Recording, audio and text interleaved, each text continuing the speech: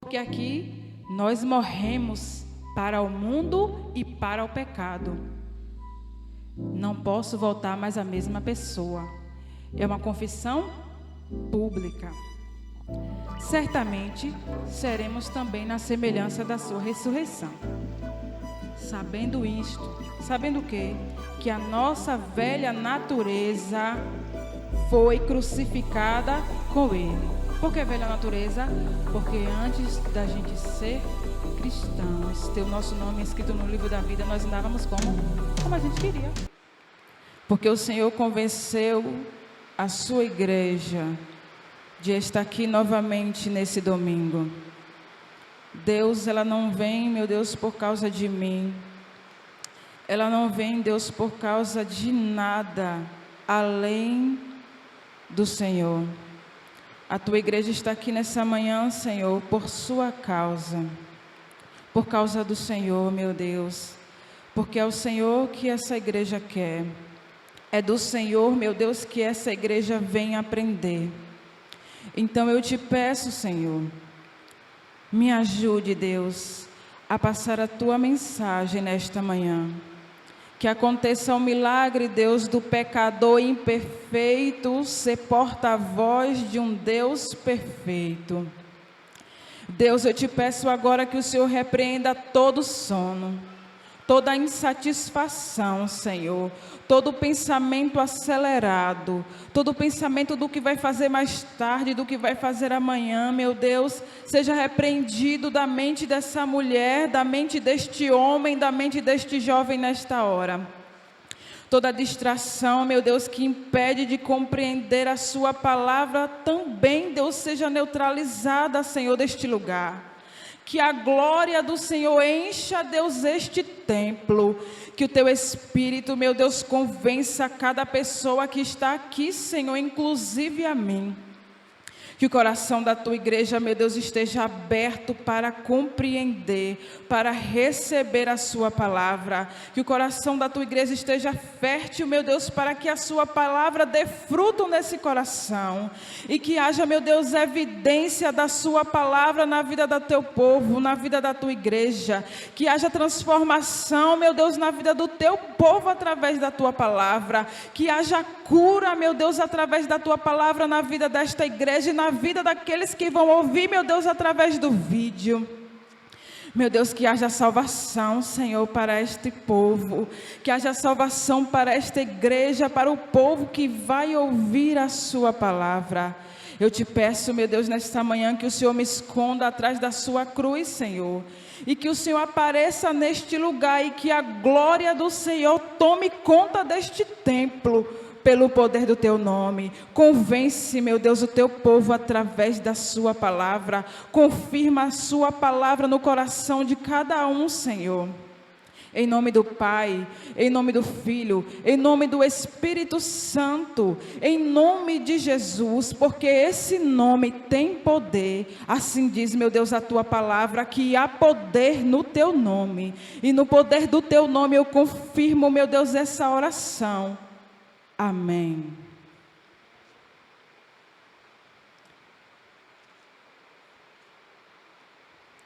Hoje,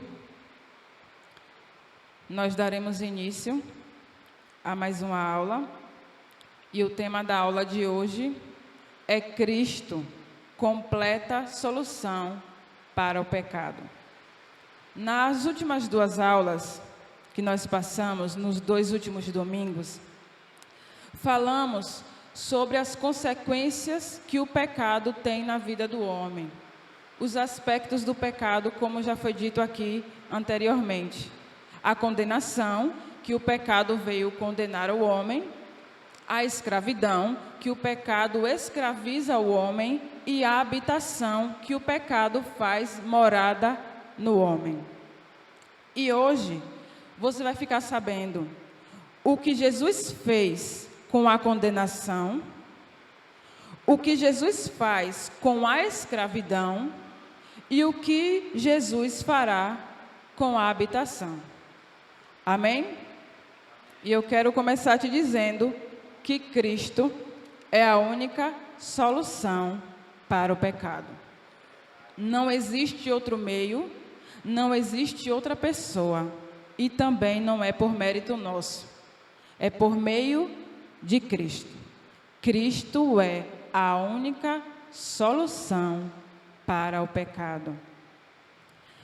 Eu vou ler uma ilustração que é da apostila, que diz assim: certo dia, um menino olhou para o alto de uma mangueira e viu deliciosas mangas, mesmo lembrando-se das palavras de seu pai, que o avisara que não subisse na mangueira, pois era muito alta. Ele resolveu fazê-lo. Subiu, até que chegou a um alto galho. Porém, a manga mais atraente estava na ponta do galho. Quando se aproximou, o galho quebrou e ele caiu. Na queda, ainda se lembrou das palavras de seu pai. O quadro foi terrível. Quebrou os braços, as duas pernas e o pescoço. Naquele momento, com o menino entre a vida e a morte, o pai se aproxima. E quando vê o seu filho, seu coração se agita. E o filho diz: pai, estou arrependido. Perdoe-me. O pai perdoou. Porém, este filho necessitava de socorro, ajuda e cura. Mesmo com completo perdão, se o pai não lhe desse ajuda, aquele filho morreria. Vocês estão conseguindo me ouvir bem? Porque o barulho do telhado pode impedir. Mas se está bem, amém. O que lemos aqui? O pai tinha avisado para o garoto, para ele não subir na árvore. Ele olhou para a árvore e viu uma manga. Só que a manga mais atraente estava num galho alto. Ele subiu, mas antes de subir, ele lembrou do que seu pai tinha lhe dito: não suba na árvore, porque você pode se machucar. O menino foi, viu a manga e subiu. Subiu e subiu até chegar no galho. Quando chegou nesse galho, o galho quebrou e ele caiu. Quebrou o pescoço, os braços e as duas pernas. E quando o pai veio ver esse filho, o coração do pai ficou agitado. E o filho disse para o pai: meu pai, me perdoe, eu estou arrependido. Mas eu lhe pergunto, igreja, o pai perdoou, como está escrito aqui na ilustração. O perdão mudou o estado daquele filho? Mudou? Não, porque ele caiu, quebrou o pescoço, as duas pernas e os dois braços. O perdão não mudou o estado daquele filho. Ele continuou quebrado. Ele continuou doente. Ele continuou precisando de amputação, talvez. E aqui diz que quebrou o pescoço. Na ilustração. Imagine o terrível estado desse garoto. Assim, este é o estado do homem após a queda. Não necessita apenas de arrependimento e de perdão. Precisa de cura, de libertação, precisa de transformação. O homem, depois da queda, ficou exatamente igual a esse menino. Quebrado, machucado, ferido, mesmo arrependido. E nós precisamos de restauração completa, restauração total para o nosso estado. Foi aquilo que aquele menino precisava, do perdão do pai, de colocar suas pernas no lugar, de colocar os seus braços no lugar e o seu pescoço no lugar, porque o perdão por si só não mudaria o seu estado. A situação era tão grave que Deus não poderia apenas fazer reparos. O homem era irreparável e necessitava de uma nova vida. Deus solucionou o problema do homem de forma plena e definitiva, fazendo nascer de novo por meio de Jesus Cristo. Amém? Vamos falar.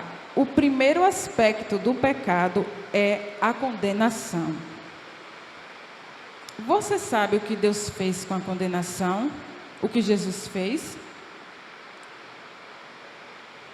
Temos 3 aspectos: condenação, escravidão e habitação. E nós vamos falar o que Jesus fez nesses 3 aspectos. Repita comigo: os 3 aspectos da salvação é perdão, libertação e glorificação. Nós vamos aprender agora o que Deus fez com a condenação. Vamos abrir em João 3,16.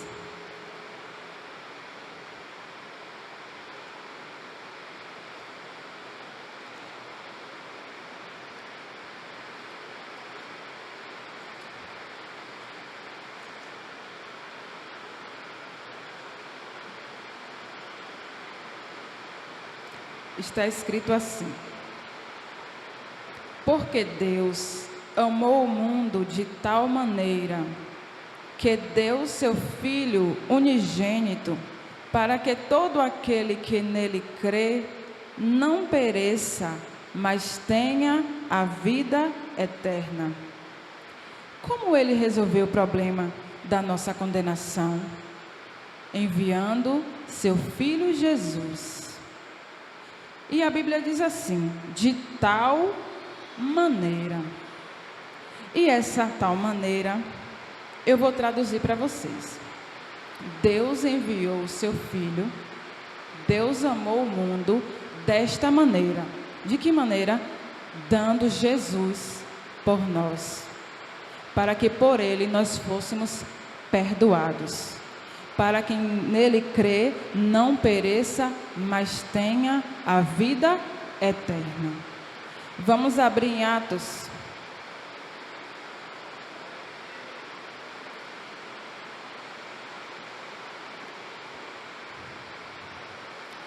Atos capítulo 2, versículo 22 e 23. Atos capítulo 2, versículo 22 e 23.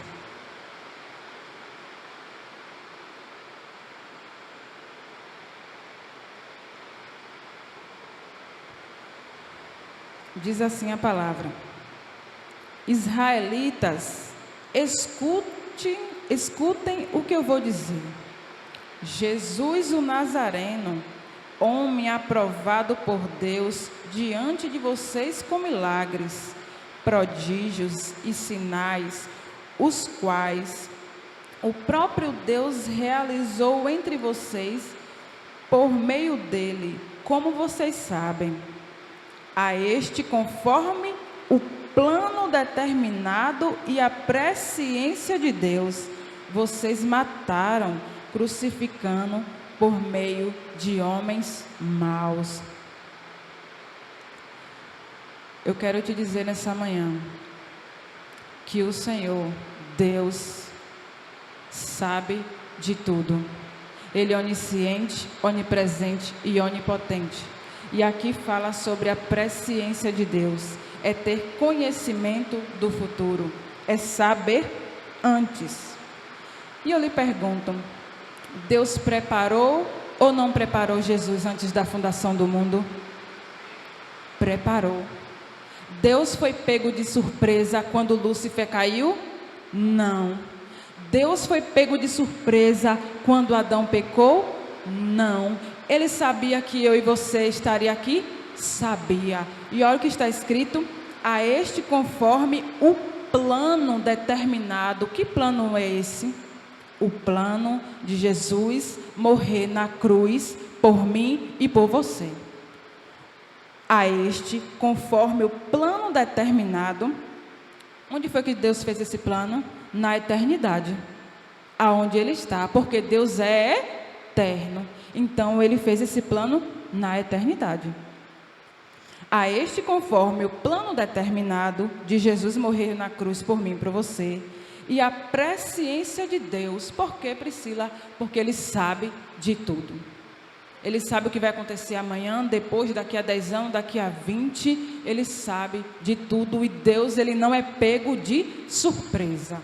E Ele já tinha preparado o plano glorioso da salvação. Aí Ele diz assim, e a presciência de Deus, vocês mataram, crucificando por meio de homens maus. Pedro está falando com aquele povo, que existia um plano, o plano da salvação, e que Deus sabia e sabe de tudo. E Ele diz assim, ó, vocês mataram, crucificando, vocês fizeram parte desse plano, foi só para concretizar o plano de Deus. Aí Ele diz assim, Deus preparou o Cordeiro antes da fundação do mundo. Em João 15 diz, não foste vós que escolhestes a mim, mas eu vos escolhi a vós. Tinha como eu e você escolher a Cristo? Não, se Ele não tivesse escolhido eu e você primeiro. Amém? Deus, Ele preparou a salvação antes que o mundo fosse formado, porque Ele pensava em mim e em você. Para nos salvar do castigo eterno, da condenação, da separação completa, total de Deus, Jesus morreu por nós. Jesus morreu pelos nossos pecados. E por meio dessa morte temos o perdão de Deus. Como Cristo fez, Priscila, para resolver o problema da condenação, enviando seu Filho, Jesus, para morrer no meu e no seu lugar. Vamos ler o que está escrito em Isaías. Todo mundo conhece o que está escrito em Isaías. Vocês estão entendendo? Isaías 53. Eu falei 55, não foi? Mas é 53. A partir do versículo 5.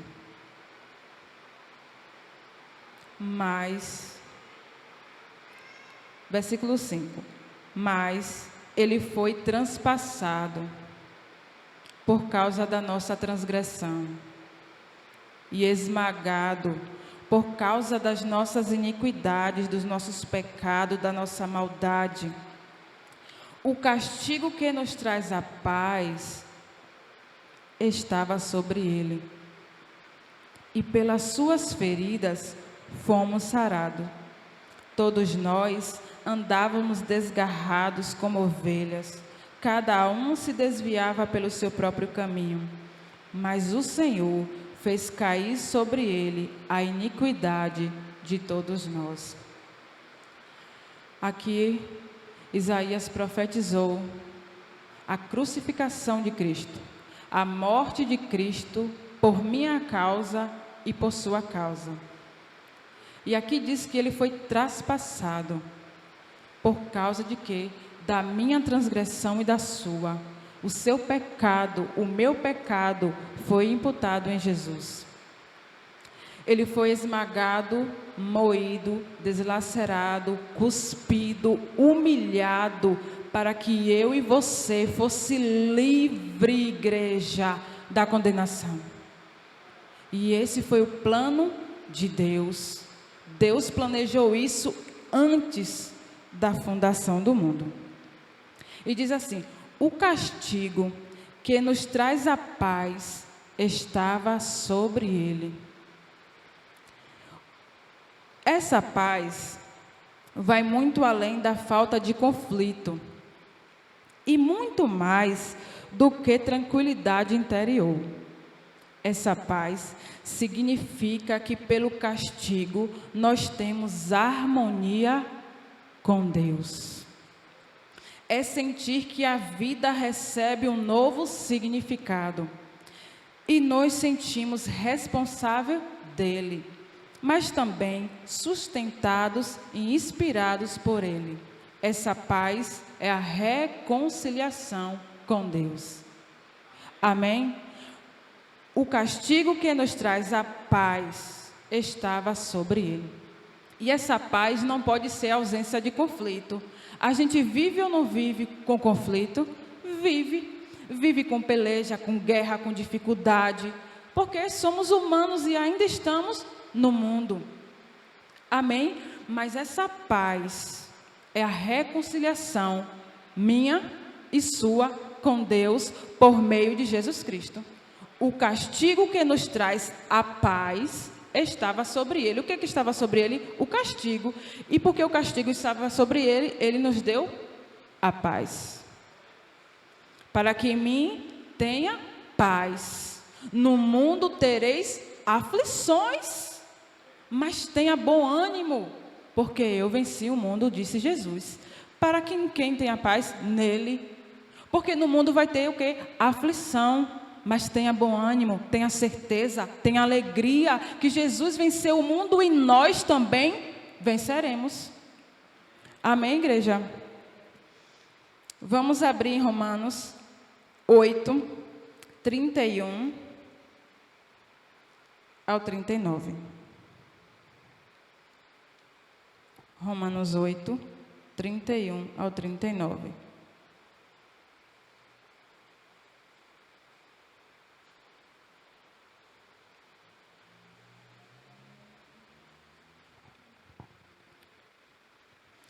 Que diremos então, à vista dessas coisas? Se Deus é por nós, quem será contra nós? Aquele que não poupou seu filho, mas por todos nós o entregou, será que não nos dará graciosamente ele todas essas coisas? Quem tentará acusação contra os eleitos de Deus? É Deus quem justifica. Quem os condenará? É Cristo quem morreu, ou melhor, quem ressuscitou, o qual está à direita de Deus, intercede por nós. Quem nos separará do amor de Cristo? Será a tribulação, ou a angústia, a perseguição, a fome, a nudez, ou o perigo, ou a espada? Eu quero te dizer, igreja do Senhor, que nada nos separa do amor de Cristo. Não é o meu amor por Ele, é o amor dele por mim. Amém? Porque muitas das vezes ouvimos, a tribulação não vai me separar, colocando a gente como quem ama a Deus, mas a Bíblia diz que nós amamos Ele porque Ele nos amou primeiro.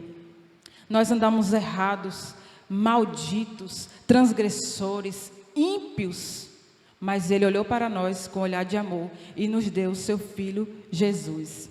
Amém? Aí diz, aquele que não poupou o seu próprio Filho, o que foi que Ele fez com seu Filho unigênito? Deu, mas por todos nós o entregou. Vá e morra. Por Priscila, por Josefa, por Celice, morra pelo mundo. Vou pegar o castigo deles e vou colocar sobre você, para eles terem direito à salvação, à reconciliação comigo. Aí diz assim no versículo 33, quem tentará acusação contra os eleitos de Deus?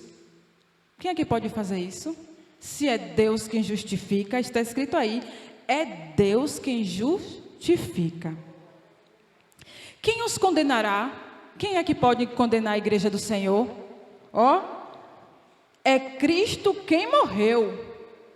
Foi Ele que morreu, para que eu e você não seja condenado. Aí diz assim, ou melhor, morreu, ressuscitou, está à direita de Deus e intercede por nós. Isso não é uma maravilha? É uma maravilha. O plano de Deus para a salvação do homem, para que eu e você não seja condenado. Amém? Esta é uma salvação passada. Jesus disse em João 19:30, está consumado.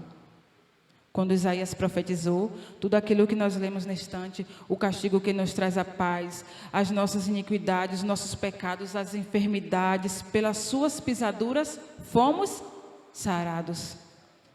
Em João 19, ele diz, está consumado, está feito, é verdade, eu bato o martelo, eu dou a liberdade deles, eles recebem cura através do meu nome, eles serão salvos através do meu nome, está consumado. Bateu o veredito e não tem quem revogue. Amém? Está feito, ele perdoou, ele disse, eu levo, me faço pecador por eles. Já fomos perdoados. Esse aspecto da salvação é chamado de justificação. Justificação é um termo judicial que significa absolver, declarar justo ou pronunciar sentença de aceitação. Exemplo, o réu está perante Deus, o justo juiz. Mas, ao invés de receber sentença condenatória, ele recebe sentença de absolvição. Justificação ou justiça significa o estado de aceitação para o qual se entra pela fé. Essa aceitação é um dom gratuito da parte de Deus, posto à nossa disposição pela fé em Cristo. Vamos ler Romanos, capítulo 4, versículo 25 e versículo 24. Já está aí pertinho. O que é justificação? O Senhor nos justifica. Nós vamos para o tribunal como réu, com todo o direito à pena, à condenação. Mas o Senhor vai lá, assina um cheque em branco e paga toda a nossa dívida. Somos justificados diante de Deus por meio de Jesus Cristo. Romanos, capítulo 4, versículo 24 e 25, diz assim: mas também, por nossa causa, visto que nós igualmente nos será atribuído, a saber, a nós que cremos nele, que ressuscitou dentre os mortos, a Jesus nosso Senhor, o qual foi entregue por causa das nossas transgressões e ressuscitou para a nossa justificação. Nós éramos para sermos condenados, mas ele se entregou por mim e por você, e imputa essa justiça, a justiça de Cristo é imputada em nós, pela obediência de Jesus Cristo. O que é imputação? Amputação é cortar. Fulano amputou o braço, fez o quê? Arrancou. Fulano amputou a perna, arrancou. Mas a imputação é colocar. Nós somos feitos justiça de Deus por meio de Jesus Cristo. A obediência dele foi colocada em nós por meio de sua morte. Vamos para Romanos, aí também, capítulo 5, do 8 ao 9. Pertinho aí, Romanos 5, do 8 ao 10, perdão. Mas Deus prova o seu próprio amor para conosco. Olha o amor de Deus para conosco, pelo fato de Cristo ter morrido por nós, quando ainda éramos pecadores. Logo muito mais agora, sendo justificado pelo seu sangue, seremos salvos por ele de quê? Da ira. Porque o Senhor enviou Jesus para nos salvar da ira. Porque se nós, quando inimigos, fomos reconciliados com Deus, mediante a morte do seu Filho, muito mais, estando já reconciliados, seremos salvos pela sua vida. Se nós, que éramos pecadores, fomos reconciliados com Deus. Imagine agora, tendo o nosso livro, o nosso nome escrito no livro da vida.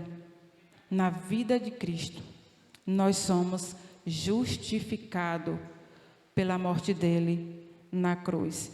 E como eu recebo isso? Vamos voltar para Romanos 3. Romanos 3, 22. É a justiça de Deus, mediante a fé em Jesus Cristo, para todos e sobre todos os que creem. Não há distinção. Para quem é essa justificação, Priscila? Para quem é esse livramento? Para todos e sobre todos os que creem. Porque não há distinção. Seja preto, seja branco, seja amarelo, seja verde, seja rico, seja pobre. Não há distinção. É para todos e sobre todos. Porque ele não morreu por um, ele morreu por todos. E como eu recebo isso? Por meio da fé, que é o dom gratuito de Deus que está à nossa disposição. Justificação é um ato da livre graça de Deus, pelo qual ele perdoa todos os nossos pecados e nos aceita como justos aos seus olhos, somente por ser imputada a justiça de Cristo, que nós recebemos pela fé. Você crê em Cristo Jesus? Então você é justo. Amém?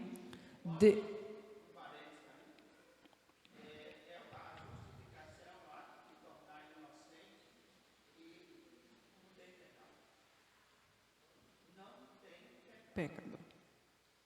Sim. Se quiser. É isso aí. Ouviram, igreja? A justificação não tem pecado. Nós pecamos, se quisermos. Vamos ver agora na escravidão. Como foi que Cristo resolveu o problema da condenação? Diga, enviando o seu Filho Jesus, ele me perdoou. E porque eu creio, ele me justifica. Amém? O segundo aspecto do pecado que nós falamos na aula anterior foi a escravidão. O que o pecado faz conosco? Nos escraviza.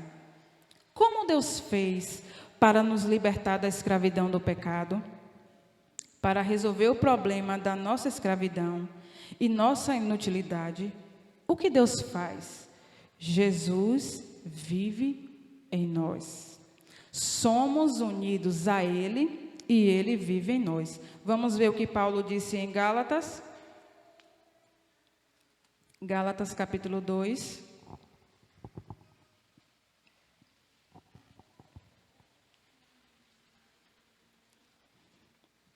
Gálatas capítulo 2. Paulo disse assim: logo, já não sou eu quem vive, mas Cristo vive em mim.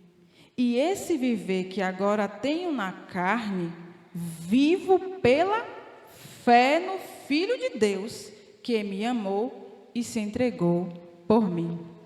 Como faço, Priscila, para me libertar da escravidão do pecado? Tenha Cristo morando dentro de você. Amém? Como Paulo disse, já não sou eu que mais vivo. Não sou eu que me governo mais, mas é Cristo que vive em mim. Vou fazer um resumo da nossa conversão. A pregação do Evangelho é o meio pelo qual Deus chama o pecador ao arrependimento. Nós ouvimos a palavra de Deus, dia após dia, e aí ouvimos Ele nos chamar para o arrependimento. A fé vem pelo ouvir da palavra de Deus. Nós estamos ouvindo a palavra de Deus, a pregação do Evangelho, nos chamando ao arrependimento. Quando antes da gente se converter, a gente vai um dia, uma vez no ano, 2 vezes no ano, e assim a gente vai encurtando essa relação. Sim ou não? Sim. E aí o que acontece? O Espírito Santo convence o homem. Porque já ouvimos a pregação que nos chama arrependimento, a fé já começou a se alimentar em nós, aí vem o papel do Espírito Santo, que é nos convencer. O Espírito Santo convence o homem, ele desperta no homem o conhecimento da sua culpa e da sua própria condenação, por causa da nossa incredulidade. O Espírito Santo faz com a gente, desperta a gente, assim, eu preciso hoje ir para Cristo. É assim ou não é? É assim, porque a gente toma conhecimento da nossa condição culposa e condenatória. Amém? Aí vem o quê? A conversão. O que é conversão? O ato do pecador abandonar o pecado para seguir a Jesus. A conversão é o resultado da graça de Deus, criando o homem em Jesus Cristo. Ouvimos a palavra, fomos convencidos pelo Espírito e nos convertemos. Confirmamos a nossa identidade em Cristo. Não, hoje eu aceito a Jesus e quero que Ele governe a minha vida. Fazemos isso o quê? Publicamente. Depois que nós nos convertemos, somos batizados. Morremos para o pecado e ressuscitamos para Cristo. Vamos ler o que está escrito em Romanos. Vamos voltar para Romanos, capítulo 6. Romanos, capítulo 6.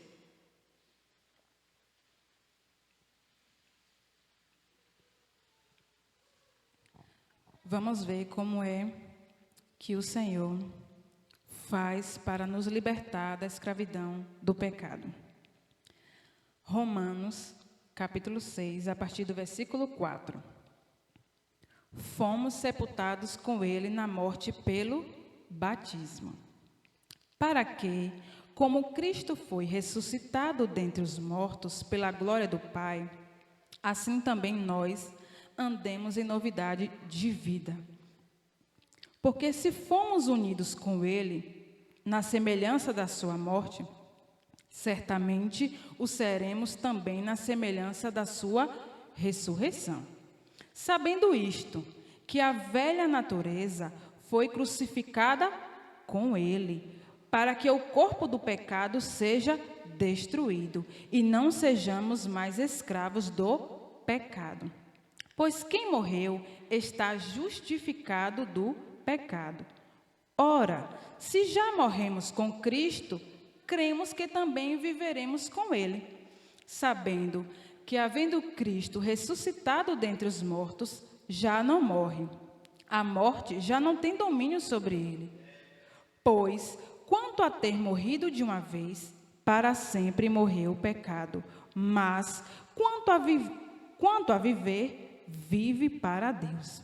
Assim também, vocês considerem-se mortos para o pecado, mas vivo para Deus em Cristo Jesus. Portanto, não permitam que o pecado reine em seu corpo mortal, fazendo com que vocês obedeçam às suas paixões. Também não ofereçam os membros do seu corpo ao pecado como instrumento de justiça, mas como pessoas que passaram da morte para a vida, ofereçam a si mesmo a Deus e ofereçam os seus membros a Deus como instrumento de justiça. Vamos voltar ao versículo 4? Fomos sepultados com ele na morte pelo batismo. O que é que acontece no batismo? Nós já cremos em Jesus, já nos convertemos, e quando a gente vai se batizar, o que é que acontece? Morremos para o mundo, para o pecado, e ressuscitamos para Cristo. Aí diz, fomos sepultados com ele na sua morte, ou seja, no batismo. Porque se fomos unidos com ele na semelhança da sua morte, no batismo, certamente seremos também na semelhança da sua ressurreição. Quando ressuscitamos do batismo, dessa simbologia, voltamos o mesmo ou não? Não, não voltamos o mesmo. Porque aqui nós morremos para o mundo e para o pecado. Não posso voltar mais a mesma pessoa. É uma confissão pública. Certamente seremos também na semelhança da sua ressurreição. Sabendo isto, sabendo o quê? Que a nossa velha natureza foi crucificada com ele. Por que velha natureza? Porque antes da gente ser cristãos, ter o nosso nome escrito no livro da vida, nós andávamos como a gente queria, segundo o curso do mundo, segundo a vontade das nossas paixões. Mas fomos batizados, escrevemos nosso nome no livro da vida e fomos batizados, completando assim a nossa fé. O batismo salva? Não. Diz assim, sabendo que a nossa velha natureza foi crucificada. Foi crucificada por quê? Porque morreu. Para que o corpo do pecado seja destruído. E não sejamos mais escravos do pecado. Aí a gente volta para a primeira parte, sobre a condenação. Nós fomos justificados. Eu creio em Jesus e sou justificada. Aí agora eu sou liberta e vivo uma vida de santidade. E aí entra aquilo que o pastor falou. Quem é justificado, quem é justo não vive pecando. Nós nos batizamos e morremos para o pecado, destruímos o nosso corpo pecaminoso para viver uma vida com Deus. Amém? Já não sejamos mais escravos. Por quê, Priscila? Porque o pecado não tem domínio mais sobre a igreja de Cristo. Por quê? Nós sabemos que o pecado habita em nós, sim ou não? Sim. Mas ele não tem mais domínio sobre eu e você. Nós podemos controlar o desejo, podemos não fazer, escolhemos se fazemos ou não. Como é dito várias vezes aqui, nós pecamos por acidente. Não vivemos numa prática do pecado. Se você ainda vive, hoje é o dia dessa mudança. Creia na palavra do Senhor e Ele transformará a sua vida. Amém? Pois quem morreu está justificado do pecado. O pecado tem domínio sobre quem já morreu? Não, já morreu, está morto. Segue o quê? O juízo. Se para a vida, se vai ser absolvido, ou se para a morte, se vai ser condenado. Mas o pecado, Igreja do Senhor, não tem domínio sobre quem já morreu. Isso aí tem dois sentidos. O sentido literal, morreu dele. Sim.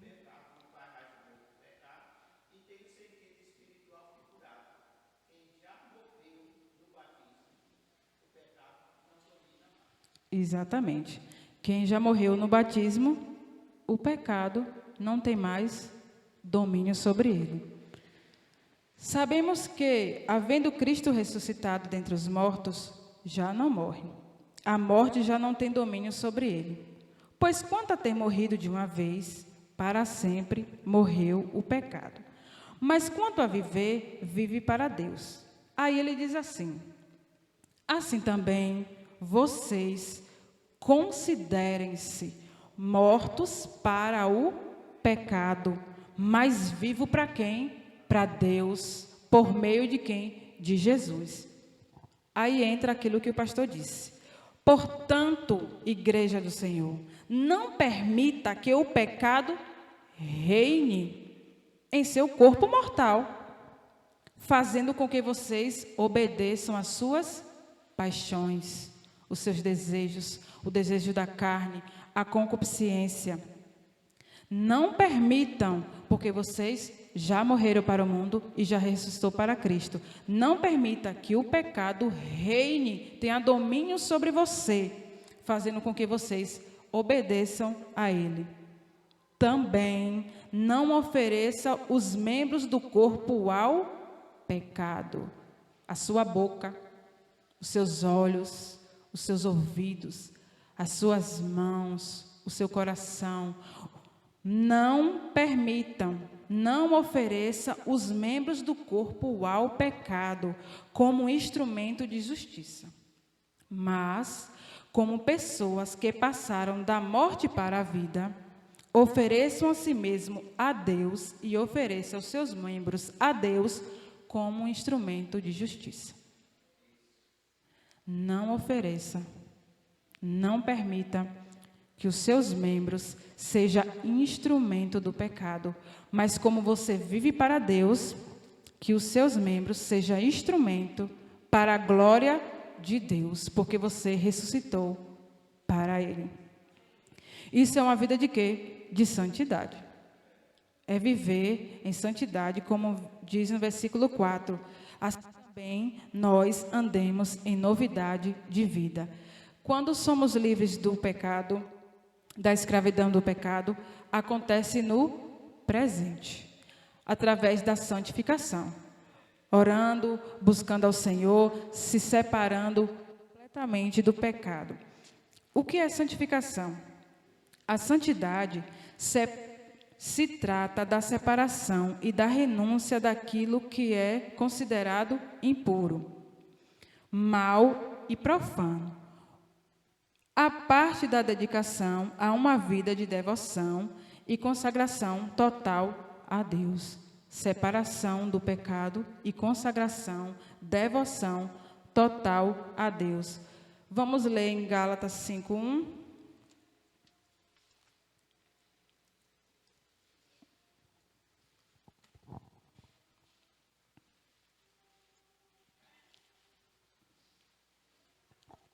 Gálatas 5:1 diz assim: para a liberdade foi que Cristo nos libertou.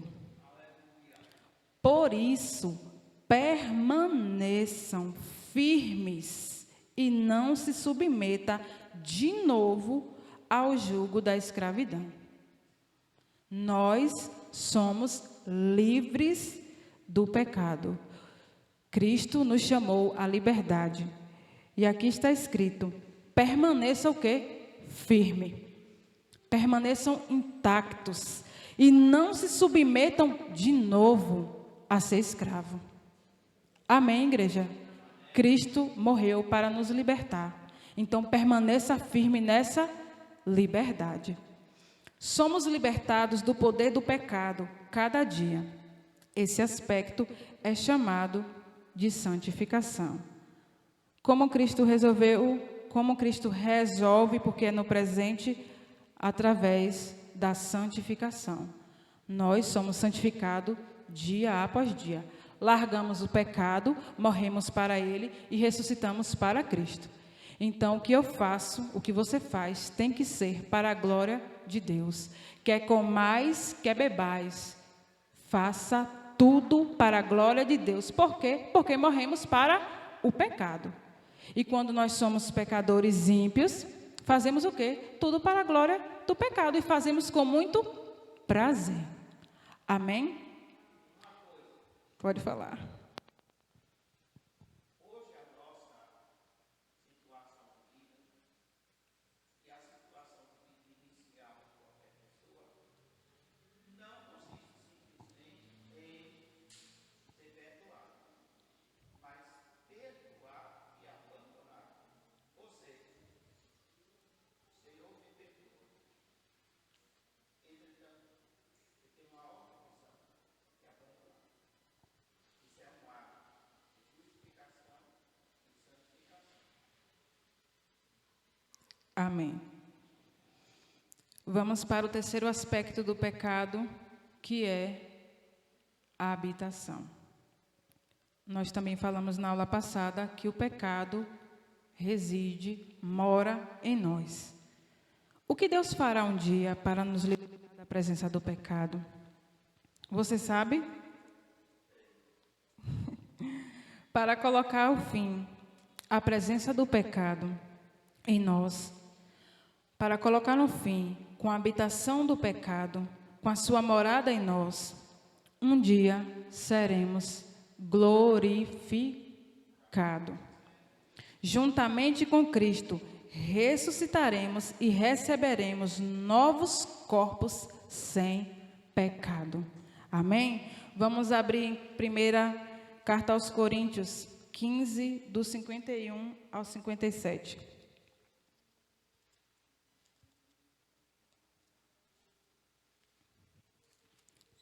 Primeira Coríntios 15.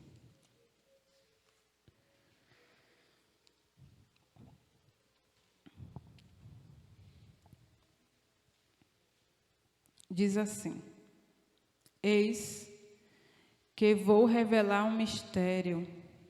51, viu gente? Versículo 51. Eis que vou lhes revelar um mistério. Nem todos dormiremos, mas todos seremos transformados. Num momento, num abrir e fechar de olhos, ao ressoar da última trombeta. A trombeta soará, os mortos ressuscitarão incorruptíveis e nós seremos transformados. Porque é necessário que este corpo corruptível se revista da incorruptibilidade e que o corpo mortal se revista da imortalidade. E quando este corpo corruptível se revestir da incorruptibilidade e o que é mortal se revestir da imortalidade, então se cumprirá a palavra que está escrita: tragada foi a morte pela vitória. Onde está, ó morte, a sua vitória? Onde está, ó morte, o seu aguilhão? O aguilhão da morte é o pecado, e a força do pecado é a lei. Graças a Deus que nos dá a vitória por meio de Jesus Cristo, nosso Senhor. Como será feito o fim da habitação do pecado em nossas vidas? Isso será futuramente, num futuro não tão longe. Talvez hoje, amanhã, ninguém sabe. Daqui a 5 anos, daqui a 10, a glorificação do nosso corpo. Nos despimos da corrupção, do engano, do pecado e vamos nos revestir de santidade eterna, daquilo que é incorruptível, que não é manchado, que não tem culpa, que não tem mancha. É dessa maneira que o pecado deixará de existir na vida do salvo. Ele diz assim: nem todos dormiremos. São todos que vão morrer? Não. Mas todos seremos transformados. Os que morreu em Cristo e os que vão ficar vivos, que serão arrebatados. É no momento, num abrir e fechar de olhos, ao ressoar da última trombeta. Pisca o olho aí rapidinho. Assim, num abrir e fechar de olhos, teremos nossos corpos transformados. O pecado, a lei, não terá mais domínio na minha vida e na sua vida. A trombeta soará. E o que vai acontecer? Os mortos ressuscitarão incorruptíveis, incontamináveis, sem corrupção, sem profanação, mas glorificados, lavados, remidos pelo sangue de Jesus. Amém? E nós, eu e você, que estamos vivos, seremos transformados. Porque é necessário que este corpo corruptível, esse corpo que o pecado ainda mora em nós, se revista da incorruptibilidade. Amém? E que o corpo mortal se revista da imortalidade. Não haverá mais morte. Igreja do Senhor, não haverá mais morte, nem dor, nem pranto e nem ranger de dentes, porque seremos glorificados e moraremos com Cristo Jesus no céu. Amém? E quanto a este corpo corruptível, se revestir da incorruptibilidade, e o que é mortal, se revestir da imortalidade, então se cumprirá a palavra escrita. E aqui vemos o poder da palavra, porque o Senhor cumpre a sua palavra.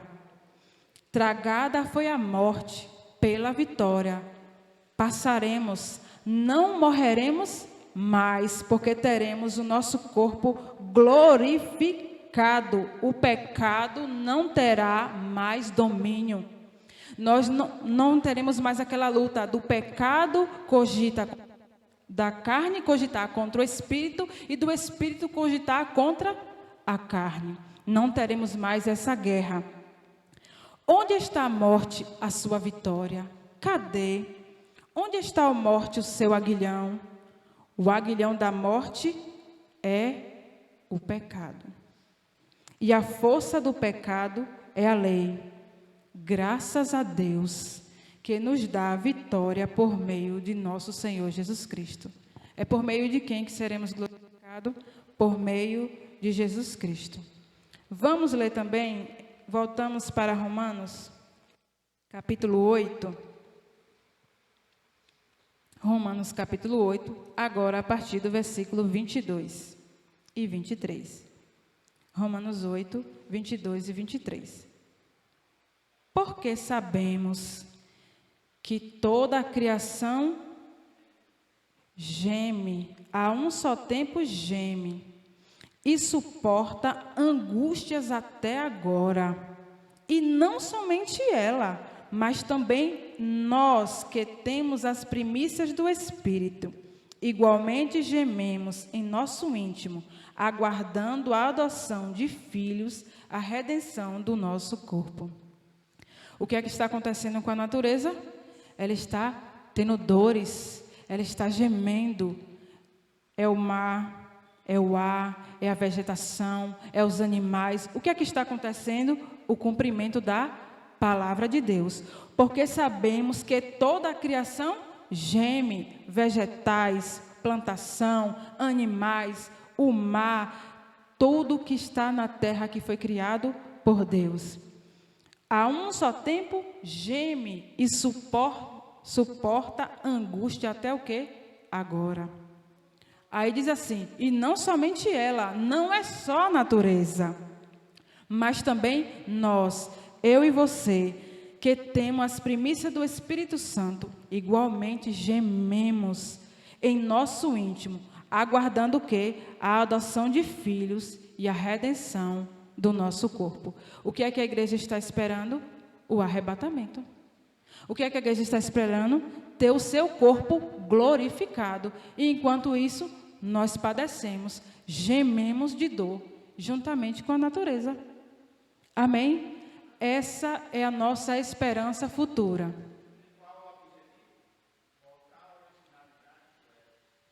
Com o objetivo de voltar à originalidade do Éden, que era o quê? Sem pecado.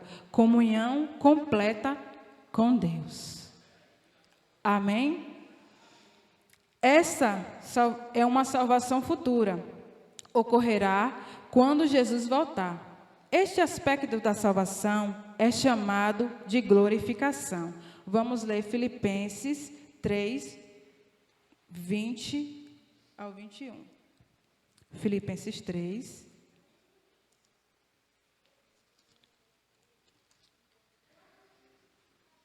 20 ao 21. Pois a nossa pátria está nos céus, de onde também aguardamos o Salvador, o Senhor Jesus Cristo, o qual transformará o nosso corpo de humilhação para ser igual ao corpo da sua glória, segundo a eficácia do poder que ele tem de até subordinar a si todas as coisas. Onde é a nossa pátria? No céu. Pois a nossa pátria está no céu. É na cidade celeste que nós vamos morar. Você crê, igreja? Creia mesmo, porque é para lá que nós vamos. E o pecado não reinará mais na minha vida e nem na sua. Amém? A nossa pátria está nos céus, de onde aguardamos quem? O Salvador Jesus Cristo. Quem nós estamos esperando? Jesus. Esperamos por Ele. O qual vai fazer o que com a gente? Transformará o nosso corpo de humilhação, de pecado. Amém? Para ser igual ao quê? Ao seu corpo. Ser igual a Ele. Amém? Seremos glorificados. Igreja do Senhor, deseje isso. Deseje isso para a sua vida, porque isso aqui vai passar. O seu trabalho, a sua casa, o seu carro, o seu currículo, o seu emprego, a sua formatura vai passar. Mas o que é certo é o futuro com Cristo. Seremos glorificados. E a gente não vai precisar de currículo, a gente não vai precisar de formatura, a gente só precisa crer no que Jesus fez na cruz por mim e por você. Amém? Conclusão. Tudo que lemos até agora, Jesus é o centro de tudo. Fomos perdoados por Deus, porque a obediência de Jesus nos justifica. Isto foi imputado em nossa conta. Por essa razão, somos libertos do pecado e vivemos em santificação, dia após dia. Porque esperamos uma glória futura, seremos glorificados, teremos nossos corpos transformados. O pecado não terá mais domínio, ele não vai fazer morada mais em nós, porque nos revestiremos da incorruptibilidade e seremos igualzinho ao nosso glorioso Deus. Amém?